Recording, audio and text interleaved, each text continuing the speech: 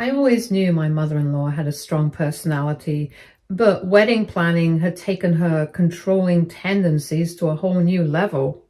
From the moment my fiance and I got engaged, she had inserted herself into every decision, acting like the wedding was her event instead of mine.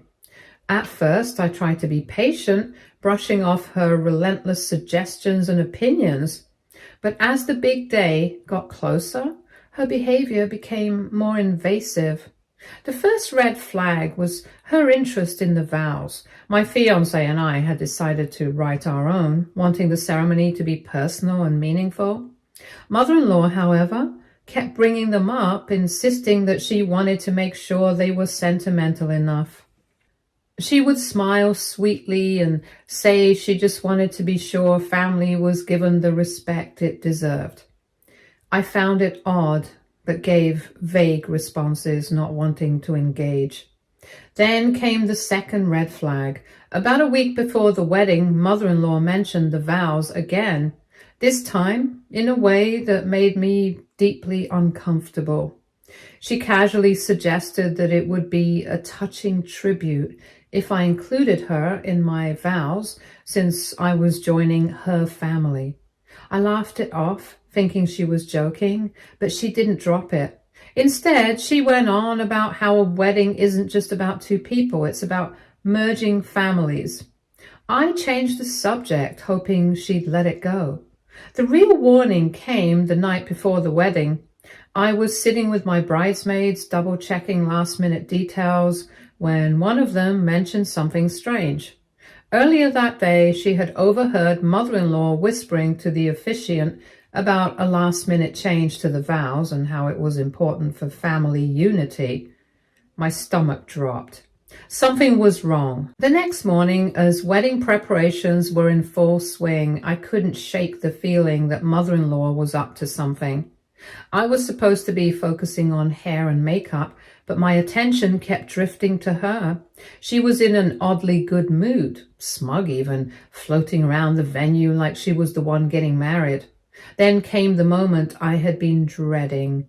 About 30 minutes before the ceremony, the officiant approached me with a polite but confused expression. He handed me a neatly folded piece of paper, explaining that mother-in-law had given it to him earlier, insisting it was a last-minute update to my vows. He had thought it was strange and wanted to make sure I had actually approved the change. Heart pounding, I took the paper and unfolded it, my eyes scanning over the words, and within seconds, I felt a cold wave of disbelief. These weren't my vows. The words started out familiar, but then they twisted into something entirely different. Lines about forever prioritizing my husband's family, always seeking mother-in-law's guidance, and cherishing the wisdom of the woman who raised him. And the worst part? A direct statement that I would always put mother-in-law first, honoring and respecting her as the foundation of our marriage. I couldn't believe it. Mother-in-law had actually rewritten my vows to center herself. My grip tightened on the paper as it sank in. She had assumed I wouldn't read them before the ceremony, that I'd be too distracted or trusting to check. She had likely planned to hand them off last minute, ensuring I unknowingly read them in front of everyone, publicly committing myself to her in a room full of witnesses. For a moment, I just stood there feeling a mix of shock and anger. Then I took a deep breath and made a decision. This was my wedding. She was not going to manipulate me into making a public declaration of devotion to her. I folded the fake vows back up and slipped them into my pocket. Then I turned to the officiant and told him to use the original vows, the ones I had actually written. He nodded, looking relieved that he had checked with me first. I thanked him, grateful for his integrity. As I made my way toward the ceremony, I caught sight of mother-in-law sitting in the front row, practically glowing with satisfaction. She had no idea that her plan had already fallen apart. I allowed myself a small, knowing smile. This was going to be interesting. My nerves had nothing to do with marrying the love of my life. Instead, my thoughts were racing over what mother-in-law had tried to pull. The vows she had so kindly rewritten for me sat crumpled in my pocket, a reminder of just how far she was willing to go to control this day. I inhaled deeply, steadying myself. I had already made my decision. I wasn't going to let her win. The music started. My father, standing beside me, gave my hand a reassuring squeeze before leading me down the aisle. I focused on my fiancé, my soon-to-be husband, who was waiting for me at the altar with a soft smile. For a moment, everything else faded. This was our day, and I wasn't about to let anyone ruin it. Mother-in-law, however, had other plans. As I passed the front row, I saw her sitting there, practically beaming with pride, as if she had orchestrated the entire event. She gave me a small nod, like she was expecting some kind of silent gratitude. I kept my face neutral and moved forward. She had no idea that her little stunt had already fallen apart. The ceremony began beautifully. The officiant spoke about love, partnership, and commitment, his words weaving a sense of warmth throughout the room. My fiancé and I exchanged soft smiles. We were squeezing each other's hands. Then we reached the vows. I turned to face my soon-to-be husband, my heart pounding, not because I was nervous, but because I knew what was about to happen. The officiant looked at me expectantly and gave me a slight nod.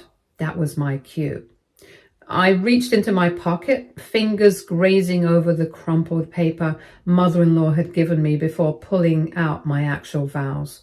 I unfolded them, took a deep breath, and began to speak. I poured my heart into every word, speaking about my love for my fiancé, my excitement for our future, and my promises to him as his wife. I made sure to take my time, letting each line sink in. There wasn't a single mention of mother-in-law, no promises to always put her first, no tribute to her wisdom and guidance. As I spoke, I saw the shift happen in real time. Mother-in-law's face morphed from smug satisfaction to confusion. At first it was subtle, her smile faltering, her brows drawing together slightly. Then the realization hit. This wasn't what she had planned. I had not used the vows she had so sneakily swapped in. I saw her lips part and her fingers twitch as if she wanted to interrupt, but she was stuck. She couldn't very well jump up in the middle of the ceremony and demand I read her version. The room was silent, all eyes on me, and she was powerless to stop what was happening. My fiancé squeezed my hand, his eyes filled with love and admiration. When I finished, the officiant gave me an approving nod before turning to him. He pulled out his own vows, the ones he had written himself, and began to read. His words were full of sincerity, of warmth. But I barely had a chance to soak in the moment before I caught a glimpse of mother-in-law in my peripheral vision. She looked furious. Her lips were pressed into a thin smile, her face an unnatural shade of red, her hands clenched around the fabric of her dress. She was seething, barely holding it together. I could only imagine what was going through her head. She had probably spent days, maybe weeks, crafting those vows, believing she could sneak them in and manipulate me into publicly declaring my loyalty to her. She had been so sure I wouldn't notice until it was too late. And now her entire plan had collapsed. By the time the ceremony concluded and the officiant announced us as husband and wife, I could practically feel the heat of her glare burning into the back of my head. My new husband kissed me, and the guests erupted into applause, but I knew the real fireworks were only just beginning. As we walked down the aisle together, hand in hand, I braced myself. Mother-in-law was not going to let this go. And sure enough, she didn't. I'll continue this in the next update. My mother-in-law is at my door right now. Update 1. I'll tell you all what happened at the door later. Let me continue with what happened at the reception. By the time we reached the reception hall, I could already feel the tension building. Mother-in-law hadn't caused a scene during the ceremony, but I knew that was only because she had been backed into a corner. There was no way she was going to let this go without a fight. The venue was stunning. Soft golden lighting, beautifully arranged tables, and a dance floor ready for the celebration. Guests were mingling, congratulating us and enjoying the food. My husband and I barely had a moment to breathe between hugs and well wishes. But even through all the joy, I could sense it, the storm brewing just out of sight. Mother-in-law had been keeping her distance, but I caught glimpses of her throughout the evening. Her expression growing darker by the second. She wasn't just upset, she was furious. And the more people approached me with compliments on my vows, the worse it got. It didn't take long before she finally snapped. I was standing near the cake table, talking with some friends when I heard it, her sharp, clipped voice slicing through the air. She had cornered my husband. I turned just in time to see her grab his arm, pulling him slightly to the side, her face twisted in an expression of barely contained rage. She was asking him what had happened, why I had changed the vows at the last second, and whether he had known about it. Her voice was low but strained, as if she was fighting to keep her anger in check. My husband, to his credit, didn't back down. He calmly told her that the vows I had spoken were the ones I had always planned to say, and that he had never expected anything different. I had told him what happened in short. That answer did not satisfy her. She demanded to know why I had lied to her and why I had promised to include her in my vows and then humiliated her in front of everyone. At that point, I decided I had heard enough. I stepped forward, my voice even but firm, and told her that I had never promised her anything. I reminded her that she had taken it upon herself to rewrite my vows behind my back, expecting me to blindly go along with it, and that I was never going to make a vow to always put her first when I was marrying her son. The moment the words left my mouth, the entire room seemed to hush. Conversation slowed and people turned their heads and the tension thickened.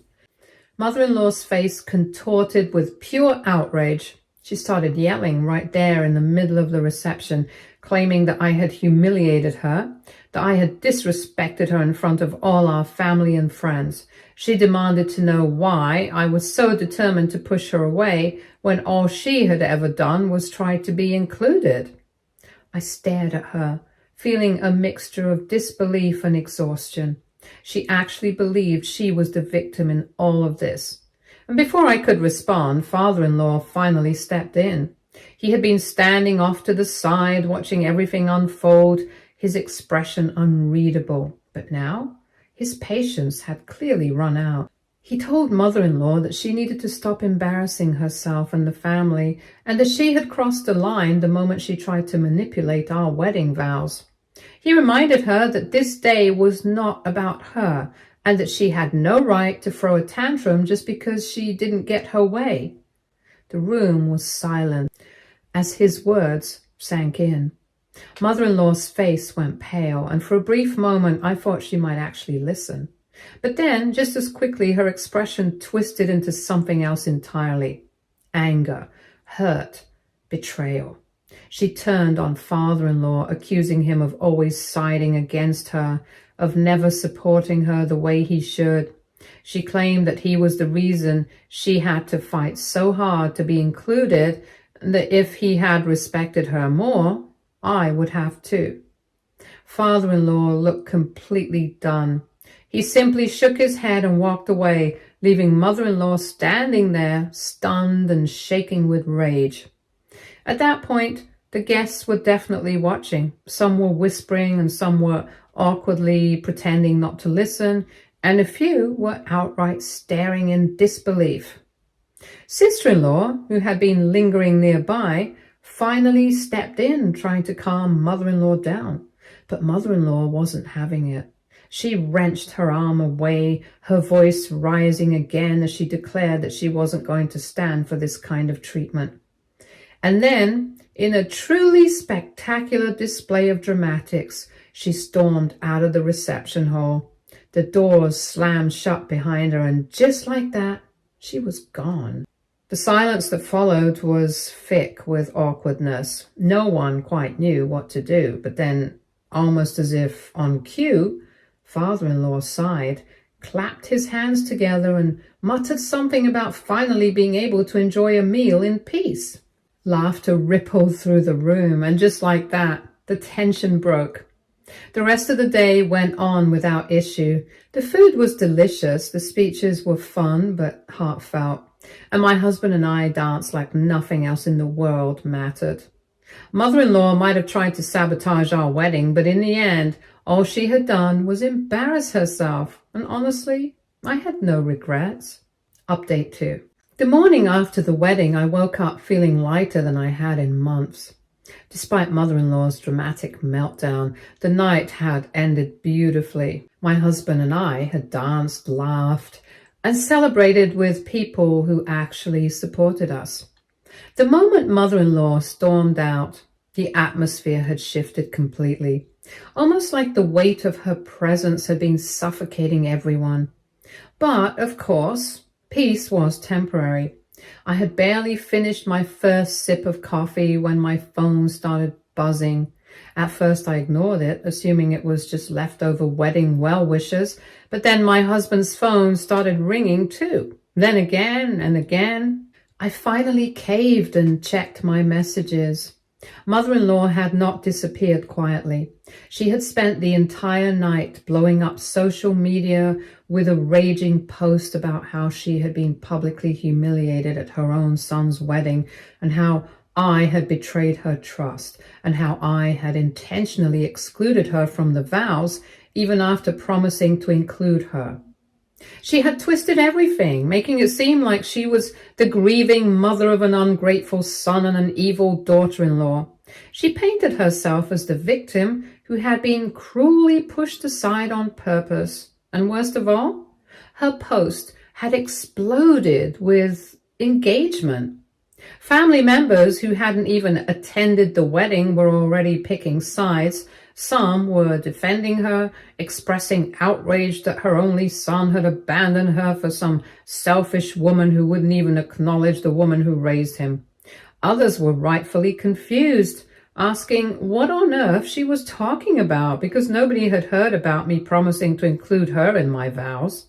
And then there were the ones who had actually been at the wedding. They were calling mother-in-law out, saying she had embarrassed herself and had no right to demand that kind of control over our marriage. Some had even posted videos from the reception where father-in-law had flat out told her she had crossed the line. Mother-in-law, of course, was not handling that well. I thought I should make a post on Reddit to get people's opinions on what happened. I don't think I'm in the wrong here. I hadn't even fully processed everything when there was a sudden loud knock at the door. I already knew who it was. My husband sighed, running a hand down his face before muttering that we might as well deal with it.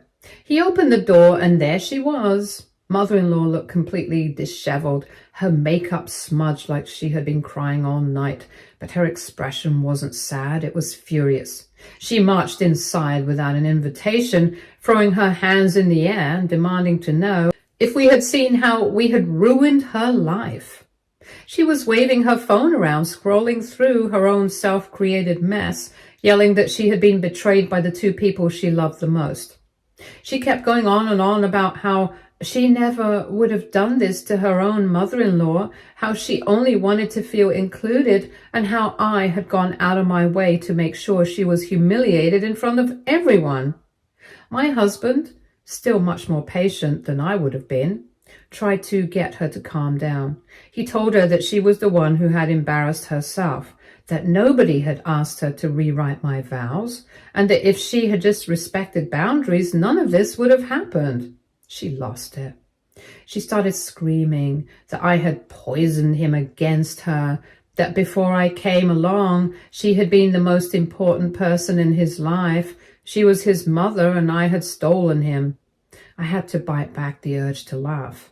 I told her flatly that I had stolen nothing, that she was his mother but I was his wife, and the fact that she saw those two roles as competing was exactly why we were in this situation. She gasped, clutching her chest like I had physically struck her. Before she could start her next round of theatrics, father-in-law arrived, and he was not in the mood. He had clearly been dragged into this mess, probably against his will, and the moment he stepped inside, he was already shaking his head like he had had enough. He told mother-in-law to cut it out, that she was embarrassing herself again, and that if she was expecting him to back her up, she was sorely mistaken. Mother-in-law turned to him, looking genuinely shocked. She asked how he could possibly take my side after everything she had been through, after she had just wanted to be a part of her son's wedding. Father-in-law stared at her for a long moment before saying that she wasn't entitled to be the center of everything just because she was someone's mother. Mother-in-law actually staggered back like the words had physically hurt her. And then she did what she always did when she wasn't getting her way. She burst into tears. She sobbed that nobody appreciated her, that she had sacrificed so much for this family, and that the least she had expected was to be acknowledged. Father-in-law sighed and told her that this was exactly why people didn't want to deal with her. Mother-in-law snapped that he was the real problem, that he had never stood up for her, and that if he had been a better husband, maybe her son wouldn't have abandoned her for some vindictive woman who wanted to erase her from his life. That was it for my husband. For the first time since this whole thing started, his voice actually rose when he told her that he was done. He told her that her obsession with being first in his life was not normal, that no healthy mother would ever act like this, and that if she couldn't accept that he was married now, then she was going to lose him entirely. The look on her face was almost comical. She genuinely hadn't expected him to stand up to her like that, and for a moment I thought she might actually apologize. But then she scoffed, wiped her eyes, and declared that she wasn't going to stand for this disrespect. She stormed out. Father-in-law sighed again, muttering that he was going to have a very peaceful afternoon now that she had another tantrum to focus on. My husband and I just stood there exhausted. We had won, but somehow it didn't even feel like a victory. Update 3. For a few blissful days after mother-in-law's dramatic exit, everything was quiet. Too quiet. I knew better than to think she had just given up. If there was one thing I had learned about her, it was that she thrived on drama. And if she wasn't in the center of it, she was crafting a new situation where she could be. So when my husband got a call from his aunt, I wasn't surprised. Apparently, mother-in-law had gone on a full-blown campaign to gather support. She had spun the whole wedding situation into her being the victim of a heartless daughter-in-law and a brainwashed son. She had called nearly every relative, sobbing about how betrayed she felt, how she had been so excited to be part of our vows, and how I had tricked her at the last second just to humiliate her. It was so absurd. Her version of the story made it sound like she had been standing at the altar, ready to take vows with my husband, only for me to cruelly rip them away from her at the last moment. And somehow my relatives were actually buying into it. A few of them had already taken to social media, making passive-aggressive posts about how family should come first and how some people needed to remember that marriage doesn't mean abandoning the people who raised you. Classic guilt-tripping tactics. But then she took it even further. She actually reached out to my parents, and that was the moment I truly saw how far she was willing to go. I got a message from my mom asking if everything was okay because mother-in-law had just called her, sounding absolutely devastated. They were literally at the wedding. What was she even thinking? My mother thankfully knew exactly what mother-in-law was like. She had been watching her antics unfold for years, and she had always warned me that mother-in-law would eventually cross a line she couldn't come back from. But even she hadn't expected mother-in-law to try and manipulate my own family against me. I called my mom immediately, and she told me that mother-in-law had gone on a 20-minute sob story about how she was being pushed out of her own son's life. She had begged my mother to talk to me, saying that she knew I was just acting out of spite and that I was a good person deep down. She just couldn't believe I would be so heartless as to cut her out of her son's life entirely. My mom had let her talk, and then when mother-in-law finally stopped to breathe, my mom asked her a simple question. How exactly had I cut her out of my husband's life? Mother-in-law had sputtered, clearly thrown off by the question. She had expected my mom to take her side without hesitation. She had assumed that playing the grieving mother card would be enough to get my own parents to scold me and force me to apologize. But my mom had shut that down immediately. She told mother-in-law that she had watched me try to include her in our lives over and over again, only to be met with constant overstepping and entitlement. She told mother-in-law that a mother's role changes when her child gets married, and that forcing herself into our vows wasn't just inappropriate, it was borderline unhinged. And finally, she told mother-in-law that if she really wanted to be part of her son's life, she needed to stop making everything about herself. Mother-in-law had hung up on her. When my mom finished telling me everything, she sighed and said she hoped I knew that this wasn't the end. Mother-in-law wasn't done. And she was right, because the very next day, mother-in-law sent out a message, a mass text to the entire extended family. She wrote a full-on letter detailing how she had been shunned by her own son, how I had manipulated him into turning against her, and how all she had ever wanted was to feel included. She claimed that she had been so excited to hear that I was finally acknowledging her place in our marriage, only to be cruelly blindsided at the altar. And the best part, she actually wrote that I was the one who had changed the vows at the last second, making her look like a fool in front of everyone.